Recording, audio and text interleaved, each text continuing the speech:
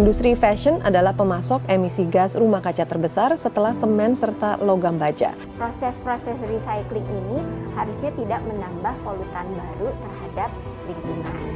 Kualitas air Bengawan Solo mengalami perubahan. Perubahan warna ini diduga akibat adanya pencemaran limbah tekstil. Gunung sampah tekstil. Ini adalah foto-foto dari sebuah tempat pembuangan sampah di Bangladesh.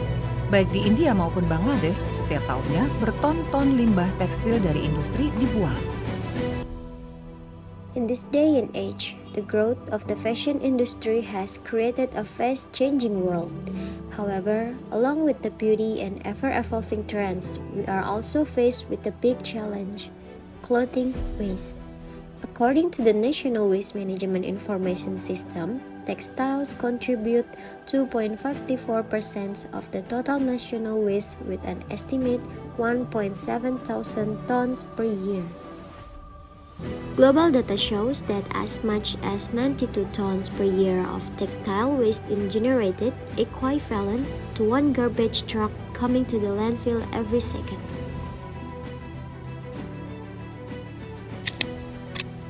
The fashion industry produces more than 80 billion garments every year.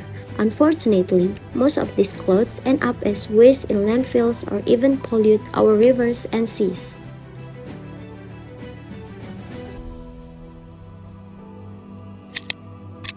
The disposal occurs because clothing trends always change with the times. The change in trends makes many people have to throw away their old clothes, even though this action is not the best step that can be taken, because there are still wiser ways to reduce the number of clothes that are no longer used.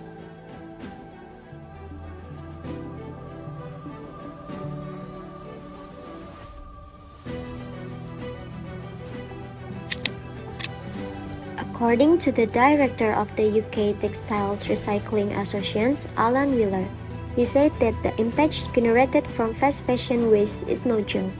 The clothing industry has contributed as the second largest contributor to pollution in the world and a contributor to 1.2 billion tons of greenhouse gas emissions generated by the textiles industry in the world.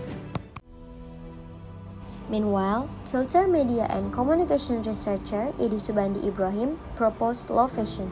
Slow fashion is an alternative movement that is formed on the basis of individual and group awareness. This awareness arises after seeing many change and the impact of the environment. Slow fashion is a form of resistance to consumptive lifestyle or the desire to buy new clothes, so that textile waste introduced and environmental sustainability is maintained. So anyway, that's me.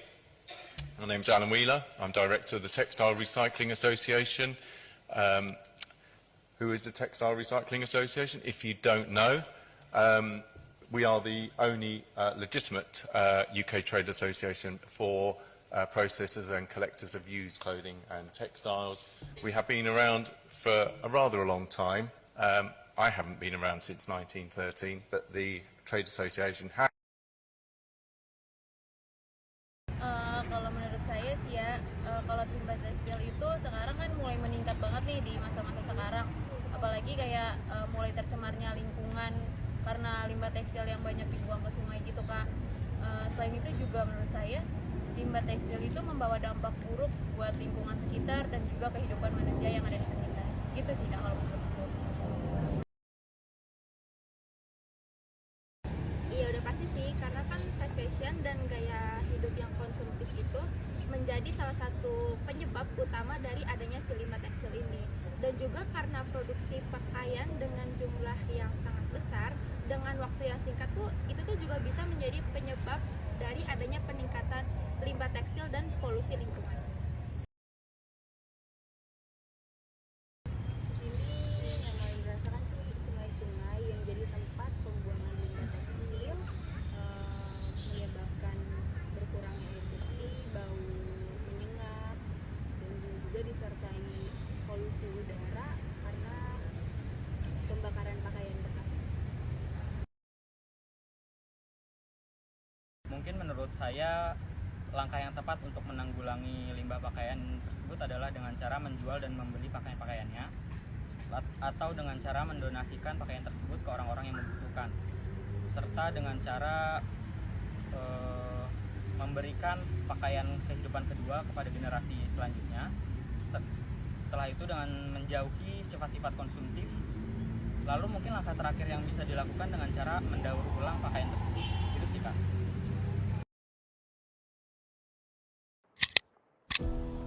Knowing the benefits of recycling clothes, there are many ways that can be taken in order to reduce the amount of textiles, one of which is by recycling clothes can be the best solution.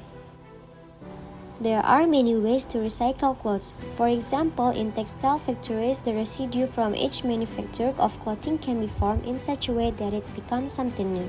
Or on clothes that are no longer used, instead of throwing them away, it will be more useful if given to people in need. And if the item or clothing is still usable, it can be sold. This is also one of the ways that can be done in order to recycle clothes. Dan hasilnya, kalau berdasarkan jumlah tentu masih sampah plastik sekali pakai yang terbanyak. Tapi kalau berdasarkan sampah terberat, 55,9% yang ditemukan adalah sampah tekstil. Artinya perilaku kita sehari-hari itu sangat berpengaruh besar terhadap bumi tempat kita tinggal. Selamat sore Kak. Perkenalkan, nama saya Mariana Gregini dari Universitas Muhammadiyah Tangerang. Ingin meminta waktu Kakak untuk melakukan wawancara terkait program daur ulang yang dilakukan oleh Sejauh Mata Memandang. Sebelum kita mulai wawancara, boleh perkenalkan diri Kakak terlebih dahulu. Nama saya Kareta Milena. Dipanggil Reta. Saat ini saya bekerja di Sejauh Mata Memandang sebagai junior creative designer. Mungkin beberapa orang masih ada yang belum tahu nih Kak, sejauh mata memandang itu apa sih? Sejauh Mata Memandang itu adalah sebuah label fashion, tapi lebih tepatnya slow fashion yang mengusung prinsip circularity dan prinsip sustainability. Dan kita juga di sini terinspirasi sekali dengan kebudayaan Indonesia, tapi juga menggabungkan dengan unsur-unsur kontemporer. Baik. Dari mana Sejauh Mata Memandang mendapatkan limbah tekstil yang begitu banyak untuk diolah menjadi produk baru nih Kak? Oke, jadi biasanya kami mendapatkan limbah tekstil itu dari hasil produksi sendiri. Jadi kalau misalnya kami membuat baju, biasa ada sisa kain, dan biasanya sisa kain itu kami olah lagi sih untuk menjadi barang-barang mungkin yang lebih kecil, atau juga bisa jadi barang-barang pecah. Dan barang-barang pecah ini biasa di sini disebut sebagai koleksi daur. Dan sebenarnya kami juga sudah sempat mempunyai program yang bernama Baur, yaitu kami mengumpulkan sisa tekstil. Sisa tekstil ini kemudian dicacah, terus dipinta ulang, jadi benang lagi, dan benangnya ini dibuat menjadi kain baru lagi, yang namanya Baur. Dan selanjutnya itu bagaimana Sejauh Mata Memandang melakukan proses daur ulang limbah tekstil yang ada hingga menjadi produk baru yang berkualitas? Oke. Sebenarnya biasanya selalu dimulai dengan R&D, research and development. Jadi dicari dulu kira-kira ingin membuat produk apa, lalu trial and error. Jadi kayak dibuat dulu sampel-sampel ya, terus dites apakah barangnya sudah oke atau enggak. Kalau misalnya udah, mungkin baru masuk ke proses produksi, begitu sih. Tapi kalau misalnya kan dari nama ini yang dapat sendiri itu karena bekerja sama dengan pihak luar, jadi mungkin lebih banyak misalnya kayak berkomunikasi, berdiskusi dengan pihak luar bagaimana sebaiknya limbahnya ini diproses. Sejauh Mata Memandang menerapkan konsep apa dalam produksi barang, dan terinspirasi dari mana Sejauh Mata Memandang dalam membuat desain dari produk yang dihasilkan? Kalau misalnya produk-produknya sendiri sebenarnya terinspirasi dari kebudayaan Indonesia. Jadi banyak banget, misalnya waktu itu pernah bekerja sama dengan komunitas ibu-ibu yang ada di Sumba untuk membuat kain tenun yang terinspirasinya dari pemandangan alamnya mereka dan tapi tetap menggunakan teknik-teknik yang mereka memang sudah punya. Jadi menginspirasi dari budaya Indonesia tetapi kayak di-elevate lagi jadi desainnya mungkin lebih baru, lebih kontemporer dibanding kebudayaan tekstil-tekstil wastra-wastra yang ada di Indonesia. Mungkin sudah cukup untuk wawancara kali ini.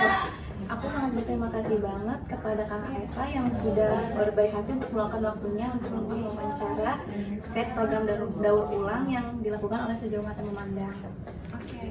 Bukan dapat disimpulkan bahwa banyaknya industri tekstil di Indonesia dapat menyebabkan timbulnya limbah atau sampah yang dihasilkan dari sisa-sisa pembuatan produk tekstil. Limbah yang berasal dari industri tekstil telah membawa dampak terhadap lingkungan. Limbah menjadi masalah dan perlu mendapat perhatian khusus di sebagian besar belahan bumi. Pentingnya kita dalam membeli suatu barang memikirkan dampak yang akan terjadi. Perlunya kesadaran diri untuk tidak membeli barang-barang fast fashion yang dapat menimbulkan dampak untuk orang banyak. Pentingnya juga kita harus merawat lingkungan. Sekian, terima kasih. Teman-teman, jadi bijak memilih pakaian yang Anda pakai karena pilihan Anda sangat menentukan masa depan kita. A team of experts and workers from Sejauh Mata Memandang came together to find the best solution to manage clothing waste with the recycling program. Pandemi yang terjadi saat ini mengajarkan kita banyak hal dan memaksa kita untuk berpikir ulang di segala bidang serta mengevaluasi gaya hidup kita selama ini. Masalah lingkungan menyadarkan kita tentang perbuatan kita selama ini dan ternyata betapa darurat nih kerusakan yang kita lakukan terhadap bumi rumah kita satu-satunya. Unused clothes are collected and sorted. Then, through a series of responsible recycling process, the collected clothes will be sorted and processed into insulating fibers, insulator, sound absorbers, yarns, and fabrics.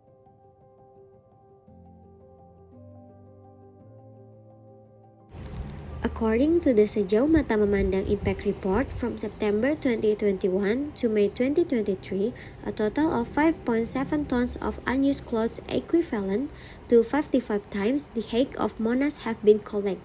With more than 2,400 kg of clothes recycled, resulted in saving water more than 6 million liters per year. Reducing carbon more than 60,000 kg carbon dioxide per year. Recycling is not the best solution, but it is worth doing in order to reduce textile waste in landfill, seas, rivers, or incinerated, which eventually pollute the earth and damage our health.